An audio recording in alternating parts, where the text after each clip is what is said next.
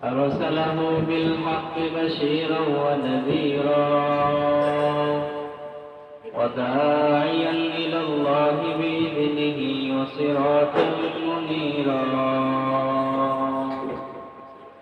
أما بعد فأعوذ بالله من الشيطان الرجيم. بسم الله الرحمن الرحيم. لن ينال الله لحومها ولا دماؤها ولكن يناله التقوى منكم. وقال رسول الله صلى الله عليه وسلم: إنما الأعمال بالنيات.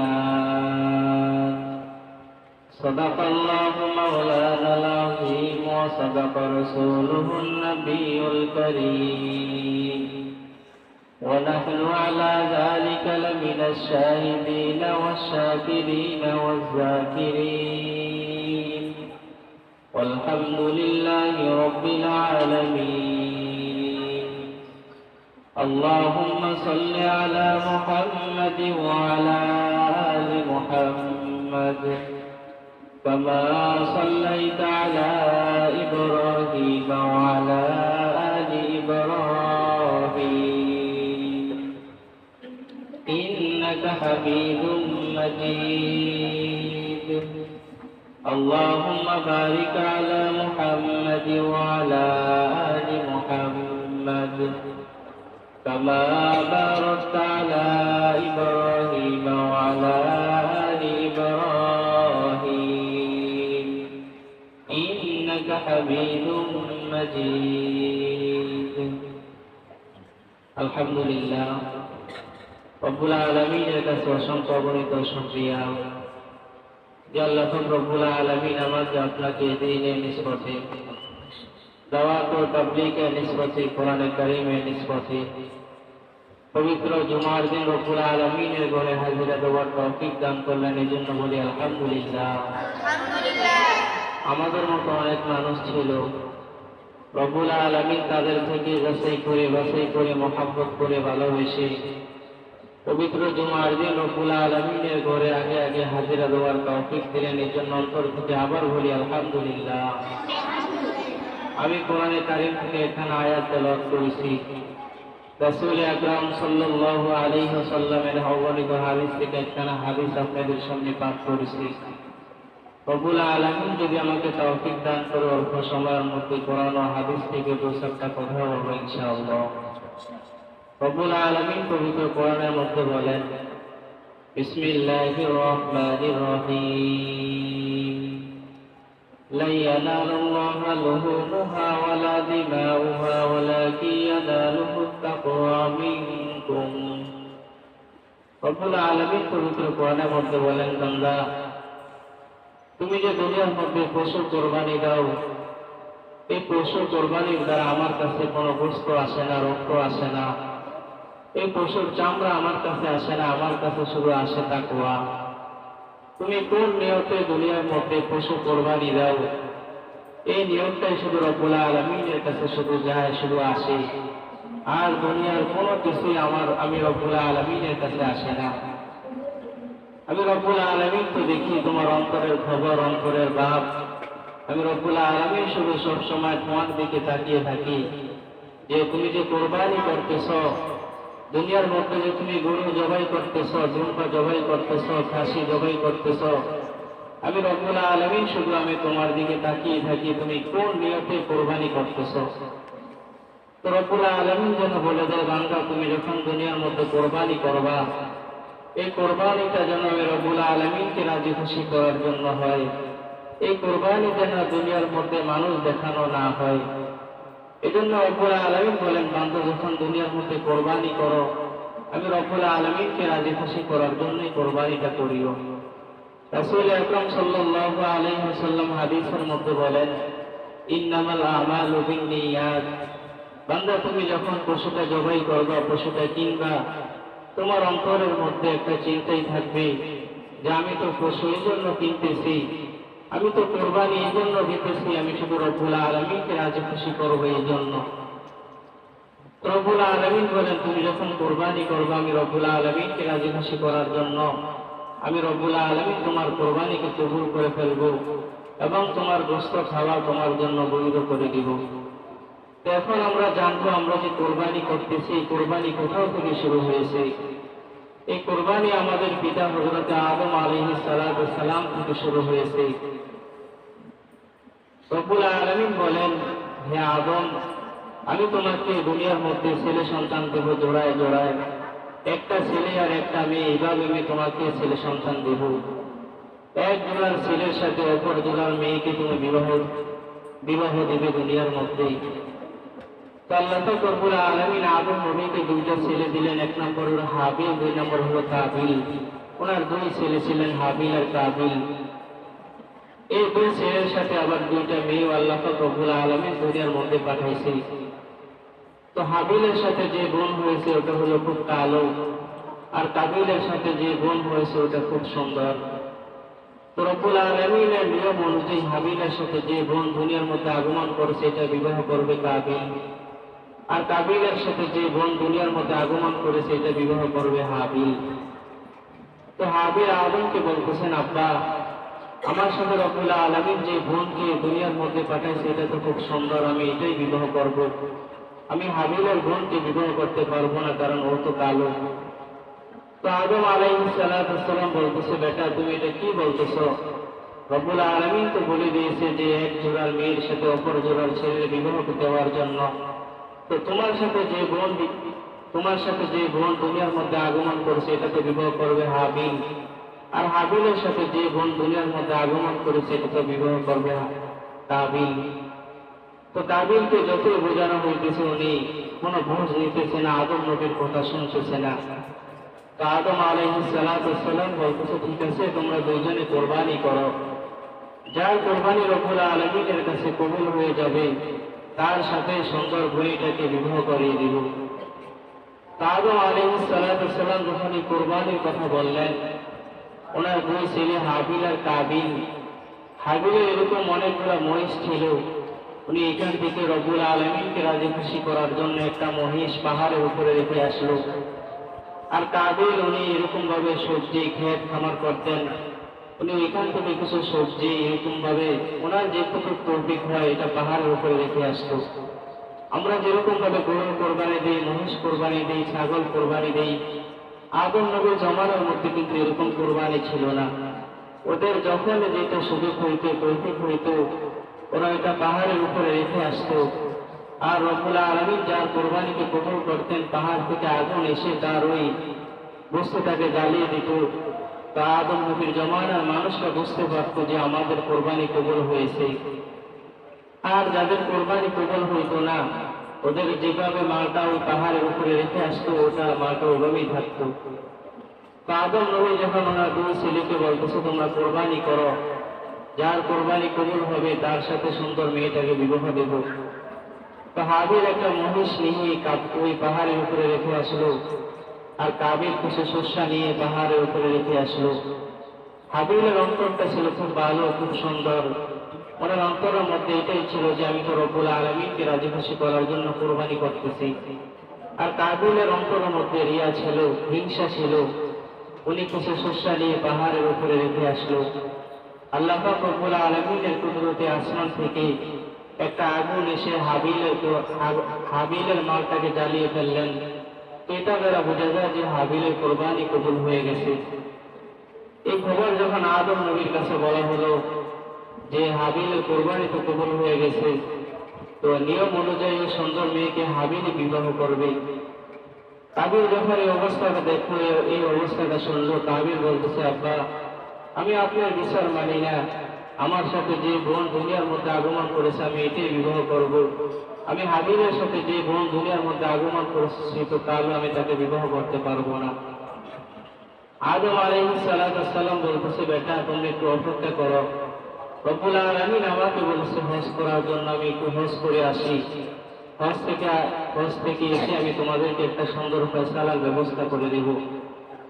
আদম আলাইহিস সালাতু ওয়াস সালাম যখন হজ করার জন্য যখন মক্কায় চলে গেলেন, তো এদিক দিয়ে কাবিল হাবিলকে বলতেছেন, ভাই বাবা যখন মক্কা থেকে হজ করে আসবে আমি জানি বাবা তোমার পক্ষে রায় দিবে, সুতরাং বাবা আসার আগে আগে তোমার একটা ব্যবস্থা আমার করতে হবে।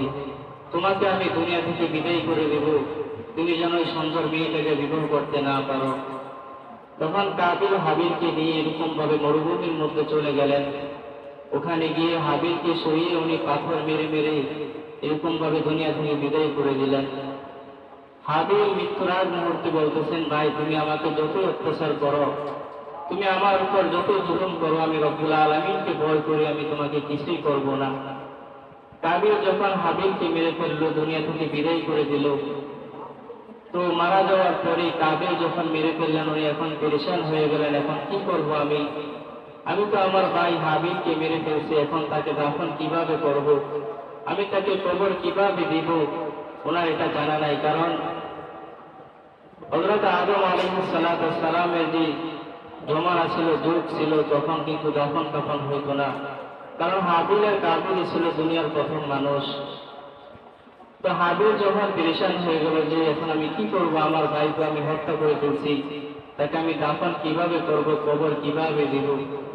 আল্লাহ রব্বুল আলামিন তাদেরকে শিক্ষা দেওয়ার জন্য যে মুসলমানদেরকে কিভাবে দাফন করতে হয়, মুসলমানদেরকে কিভাবে কবরে রাখতে হয়, এই কাবিলের মাধ্যমে শিক্ষা দেওয়ার জন্য রব্বুল আলামিন কাবিলের সামনে দুইটা কাক পাঠিয়ে দিলেন, এবং একটা কাক আরেকটা কাককে হাবিলের সামনে মেরে ফেললো, কাবিলের সামনে মেরে ফেললো।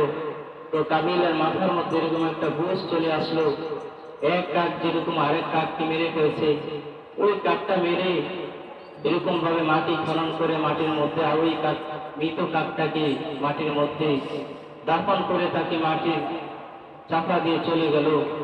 তখন কাবিলের মধ্যে এরকম একটা বুঝ চলে আসলো যে আমার সামনে যে একটা কাক আরেকটা কাককে মেরে ফেললো, এবং কিছু মাটি খনন করে তাকে মাটির নিচে দাফন করে দিল, সুতরাং আমি আমার ভাইকে ওইভাবে দাফন করে দিই। কাবিল তখন হাবিলকে এভাবে দাফন করে চলে গেল। তো হযরত আদম আলাইহিস সালাম বলতেছে, যুগে যুগে যখন মানুষ দুনিয়ার মধ্যে আগমন করবে, যুগে যুগে যখন মানুষ দুনিয়ার মধ্যে আসবে, কাবিল যেরকম ভাবে হাবিলকে দাফন করেছে, রব্বুল আলামিন কাবিলের মাধ্যমে একটা সিস্টেম শিখিয়ে দিয়েছে। তো মানুষ যখন দুনিয়ার মধ্যে আসবে, মৃত্যুবরণ করবে, এই কাবিলের মতোই তাদেরকে দাফন করা হবে। কাবিল যেরকম ভাবে তার হাবিল ভাইকে দাফন করে দিল, এরকম ভাবে দুনিয়ার মধ্যে এক মুসলমান আরেক মুসলমানকে এভাবে দাফন করবে। এটা ছিল হযরত আদম আলাইহিস সালামের জমানার কোরবানি। তো আমরা যে কোরবানি করতেছি এরকম ভাবে গরু, ছাগল, মহিষ, এই কোরবানির নিয়ম কোথায় থেকে আসলো? এই কোরবানির নিয়ম আসছে আমাদের পিতা হযরত ইব্রাহিম আলাইহিস সালামের জমানা থেকে। ঘটনা বিশাল লম্বা, আমি বিস্তারিত বলবো না, আমি সংক্ষেপে বলতেছি। হযরত ইব্রাহিম আলাইহিস সালামের যুবক বয়স থেকে বৃদ্ধ বয়স পর্যন্ত ওনার কোন ছেলে সন্তান রব্বুল আলামিন ওনাকে দান করেন না। উনি বুড়া বয়সে, তাফসীরের মধ্যে লেখে ওনার যখন ৮৬ বছর হলো, উনি বুড়া বয়সে রব্বুল আলামিনের কাছে অনেক কান্নাকাটি করা শুরু করলো, রব্বুল আলামিনের কাছে অনেক দোয়া করা শুরু করলো যে হে আল্লাহ, আমি যুবক থেকে এই পর্যন্ত আমার বয়স ৮৬ বছর হয়েছে, তুমি আমাকে একটা ছেলেও দান করো না, একটা মেয়েও দান করো না। বুড়া বয়সে আমি তোমার কাছে দোয়া করতেছি, দরখাস্ত করতেছি, তুমি আমাকে একটা নেককার সন্তান দান করো। কোরআনে কারীমের মধ্যে আয়াতটা দেওয়া হয়েছে, ইব্রাহিম আলাইহিস সালাম বলেন, রব্বি হাবলি মিনাস সালিহিন, হে আল্লাহ তুমি আমাকে একটা নেককার সন্তান দান করো। এরকম ভাবে একটা নেককার সন্তান দান করো যে সন্তান দ্বারা আমার সুনাম হবে, যেই সন্তান দ্বারা আমার বদনাম না হবে। রব্বুল আলামিন আবার সামনে বলেন, ফাবাশশারনাহু বিগুলামিন হালিম, আমি ইব্রাহিম আলাইহিস সালামকে এরকম একটা সন্তান দান করলাম, যে সন্তান হলো ধৈর্যশীল, যে সন্তান হলো খুব শান্ত, যে সন্তান হলো খুব ভদ্র। ইব্রাহিম আলাইহিস সালামকে যখন আল্লাহ রব্বুল আলামিন ৮৬ বছর বয়সে একটা সন্তান দান করলেন, ওনার নাম হলো হযরত ইসমাঈল আলাইহিস সালাম। তাফসীরের মধ্যে লেখেন যে নবীদেরকে রব্বুল আলামিন অনেক পরীক্ষা করেন, দাফে দাফে নবীদেরকে অনেক পরীক্ষা করেছেন। ইব্রাহিম আলাইহিস সালামকে আল্লাহ রব্বুল আলামিন অনেক পরীক্ষা করেছেন। ঈমানের কারণে ইব্রাহিম আলাইহিস সালামকে এরকম ভাবে নমরুদ আগুনের মধ্যে ফেলিয়ে দিয়েছে। এরকম ভাবে রব্বুল আলামিন শেষ বয়সে আয়েশা ইব্রাহিম আলাইহিস সালামকে একটা বড় ধরনের পরীক্ষা করছেন। সেটা হলো তার বুড়া বয়সে যখন তার ছেলেটা হলো, আল্লাহ পাক রব্বুল আলামিন যখন ছেলেকে আস্তে আস্তে বড় করতেছিল, ইসমাইল আলাইহিস সালাম যখন আস্তে আস্তে বড় হয়ে গেল, উনি যখন বালেগ হয়ে গেল, বালেগ হওয়ার পরেই রব্বুল আলামিন ইব্রাহিম আলাইহিস সালামকে পরীক্ষা করার জন্য একদিন স্বপ্নে দেখাইতেছে, ইব্রাহিম তুমি তোমার প্রিয় বস্তুটা আল্লাহর রাস্তায় কোরবানি করো। ইব্রাহিম আলাইহিস সালাম সকালবেলা ঘুম থেকে উঠলেন, ফজরের নামাজ আদায় করলেন। নামাজ থেকে ফারিগ হয়ে উনি আরাফার ময়দানে গিয়ে 100 উট আল্লাহর রাস্তায় কোরবানি করে দিলেন। ইব্রাহিম আলাইহিস সালামকে আবার দ্বিতীয় রাত্রে স্বপ্নে দেখানো হয়েছে, ইব্রাহিম তুমি তোমার প্রিয় বস্তুটা আল্লাহর রাস্তায় কোরবানি করো। ইব্রাহিম আলাইহিস সালাম দ্বিতীয় রাত্রিতে ঘুম থেকে উঠে ফজরের নামাজ আদায় করে উনি আবার আগের দিনকার মতো আরাফার ময়দানে গিয়ে 100 উট আল্লাহর রাস্তায় কোরবানি করে দিলেন। তৃতীয় দিন রাত্রে ইব্রাহিম আলাইহিস সালামকে আল্লাহ তাআলা বলতেছেন, ইব্রাহিম তুমি তোমার প্রিয় বস্তু আমি আল্লাহর রাস্তায় কোরবানি করো।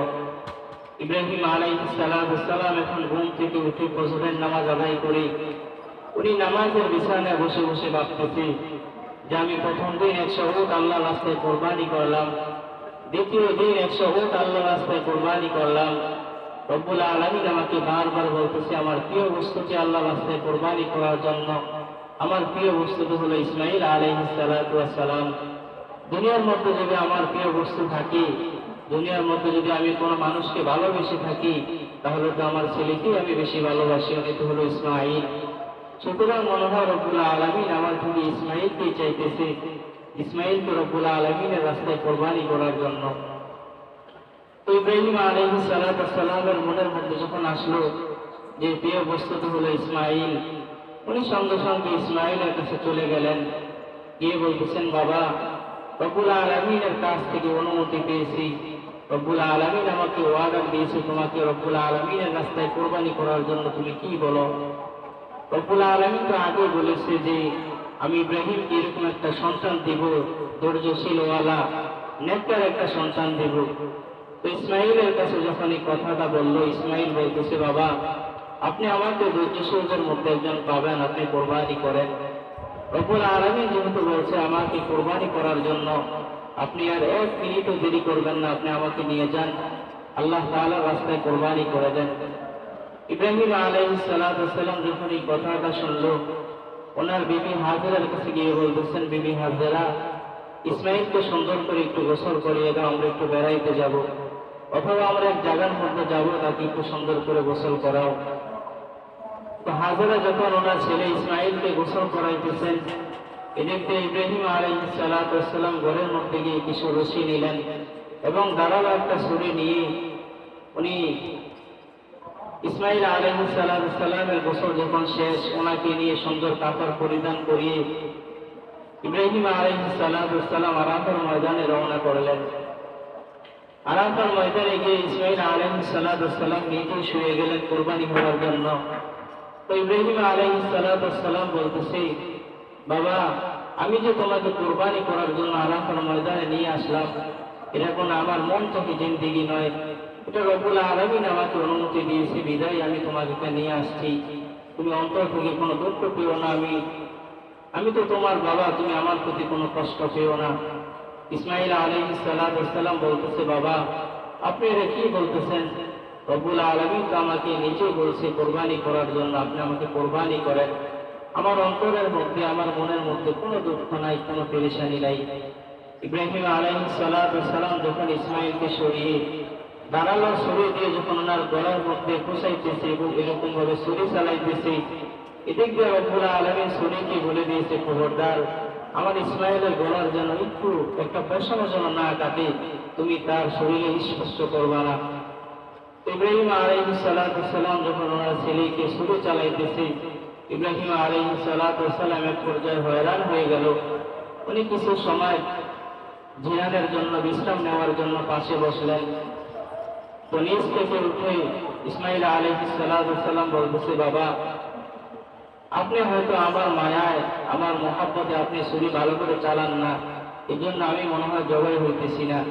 আপনি আমার কাছে আসেন, আমার পায়ের মধ্যে বাঁধেন, হাতের মধ্যে বাঁধেন, এবং আপনার চোখটাকে একটু বেঁধে ফেলেন, আমার চোখটাকে একটু বাঁধেন, যেন আপনি আমার দিকে যখন তাকান, যেন আমাকে দেখে আপনার যেন মায়া না লাগে। তো ইব্রাহিম আলাইহিস সালাম যখন এই কথাগুলো শুনলেন, উনি ওনার ছেলের কাছে গিয়ে ওনার ছেলের হাত বাঁধলেন, পা বাঁধলেন। সব বাঁধার পরেই ইব্রাহিম আলাইহিস সালাম সবার শেষে নিজের চক্ষুটাকে বেঁধে ফেললেন। বেঁধে ছুরিটাকে সুন্দর করে আবার দাঁড় করলেন। দাঁড় করে ইসমাইলকে সরিয়ে আবার ছুরি চালাইতেছে।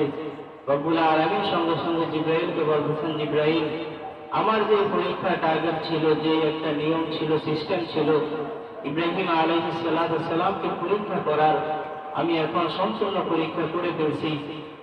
ইব্রাহিম আলাইহিস সালাম তো পরীক্ষায় পাস করে ফেলছে, তুমি তাড়াতাড়ি যাও, ইসমাইলের জায়গার মধ্যে জান্নাত থেকে একটা ধূমা নিয়ে সরিয়ে দাও। জিব্রাইল আলাইহিস সালাম সঙ্গে সঙ্গে জান্নাত থেকে একটা ধূমা নিয়ে আসতেছে আর বলতেছে, আল্লাহু আকবার, আল্লাহু আকবার। তো ইব্রাহিম আলাইহিস সালাম যখন এই কথাটা শুনল, উনি বলতেছে, লা ইলাহা ইল্লাল্লাহু আল্লাহু আকবার। নিজ থেকে ইসমাইল আলাইহিস সালাম শুয়ে বলতেছে, ওয়ালিল্লাহিল হামদ, ওয়ালিল্লাহিল হামদ বলতে দেরি আছে। জিব্রাইল আলাইহিস সালাম ইসমাইলকে সরিয়ে ধূমপাটা ছুরির নিচে যখন রাখলো, রব্বুল আলামিন এবার ছুরিকে অনুমতি দিয়েছে, এখন তুমি তোমার শক্তি দেখাও। যখন ছুরি অনুমতি পেয়েছে, সঙ্গে সঙ্গে ধূমপাটা জবাই হয়ে গেছে। তো ইব্রাহিম আলাইহিস সালাম যখন দেখতেছে ওনার হাতের মধ্যে রক্ত লেগে আছে, উনি মনে করছে, হ্যাঁ, এখন তো আমার ছেলে ইসমাইল জবাই হয়ে গেছে, আমি চলে যাই। তো ইব্রাহিম আলাইহিস সালাম যখন চলে যাবে, এরকম সময় দেখতেছে পাশে ওনার ছেলে ইসমাইল দাঁড়িয়ে রয়েছে। তো ইব্রাহিম আলাইহিস সালাম ওনার ছেলেকে বলতেছেন, বাবা, আমি তো তোমাকে কোরবানি দেওয়ার জন্য এখানে নিয়ে আসছি, আমি এতক্ষণ ছুরি কাকে চালাইলাম আর তুমি এখানে যে দাঁড়িয়ে রয়েছ। তখন ইব্রাহিম আলাইহিস সালাম ভালো করে তাকিয়ে দেখতেছে যে ইসমাইলের জায়গার মধ্যে একটা ধূমা কোরবানি হয়ে গেছে, আর ইসমাইলকে রব্বুল আলামিন সরিয়ে দিয়েছে। ওই সময় রব্বুল আলামিন উপর থেকে ডাক দিয়ে বলতেছেন, হে ইব্রাহিম, আমি তো তোমাকে পরীক্ষা করার জন্য যে বুড়া বয়সে আমি তোমাকে একটা ছেলে দিয়েছি, ইসমাইলকে দিয়েছি, তুমি কি বুড়া বয়সে ইসমাইলকে পেয়ে আমি রব্বুল আলামিনকে ভুলে গেছো কিনা, এই জন্য পরীক্ষা করার জন্য আমি তোমাকে কোরবানির কথা বলেছি। আমি এখন তোমাকে পরিপূর্ণ পরীক্ষা করছি, তুমি তো পরীক্ষায় পাশ হয়ে গেছো। আমার মূল টার্গেট ছিল তোমাকে পরীক্ষা করা, তুমি কি আমাকে বেশি মহব্বত করো না তোমার ছেলেকে বেশি মহব্বত করো। এখন আমি পরিপূর্ণ পরীক্ষা করলাম যে তুমি তোমার ছেলের থেকে বেশি আমাকে মহব্বত করো। তো তাফসীরের মধ্যে লেখেন, যদি ওই দিন যদি ইসমাইল যদি জবাই হয়ে যেত, তাহলে কিন্তু আজকে আমরাও আমাদের ছেলেদেরকে নিজ হাতে কোরবানির দিন জবাই করা লাগতো। তো আল্লাহ রব্বুল আলামিন আমাদের উপর কত ইহসান করেছেন, ওই দিন ইসমাইলের জায়গার মধ্যে রব্বুল আলামিন একটা ধূমা সরিয়ে দিয়েছে। তো আমার কথার একটা মাকসাদ হলো যে আমরা যখন কোরবানি করতেছি, এই কোরবানির নিয়ম আমাদের পিতা হযরত ইব্রাহিম আলাইহিস সালামের জমানা থেকেই শুরু হয়েছে। আমরা যে এখন কেউ গরু জবাই করতেছি কোরবানির দিন, কেউ ছাগল কোরবানি দিতেছি, কেউ ধূমা কোরবানি দিতেছি, এই নিয়মটা, এই সিস্টেমটা আমাদের পিতা হযরত ইব্রাহিম আলাইহিস সালামের জমানা থেকে শুরু হয়েছে। আল্লাহ রব্বুল আলামিন বলেন, বান্দা, তুমি যখন দুনিয়ার মধ্যে কোরবানি করবা, দুনিয়ার মধ্যে যখন তুমি গরুটা কাটবা, দুনিয়ার মধ্যে যখন কোরবানির নিয়তে গরু কিনবা, পশু কিনবা, তোমার নিয়তটা যেন এরকম থাকে যে আমি রব্বুল আলামিনকে রাজি খুশি করার জন্য কোরবানি করতেছি, আমি রব্বুল আলামিনকে রাজি খুশি করার জন্য গরুটা কিনতেছি, আমি রব্বুল আলামিনকে রাজি খুশি করার জন্য সব কিছুই করতেছি। ইব্রাহিম আলাইহিস সালাম যেরকম ভাবে রব্বুল আলামিনকে রাজি খুশি করার জন্য কোরবানি করছে, তোমাদেরও কোরবানি এরকম ভাবে হইতে হবে আমি রব্বুল আলামিনকে রাজি খুশি করার জন্য। যদি কোরবানি রব্বুল আলামিনকে রাজি খুশি করার জন্য করতে পারি, তাহলে আমার টাকাটা এরকম ভাবে হালাল হবে, আমার গোশত খাওয়াটা এরকম ভাবে সুন্দর হবে, আমার কোরবানিটা সুন্দর হবে।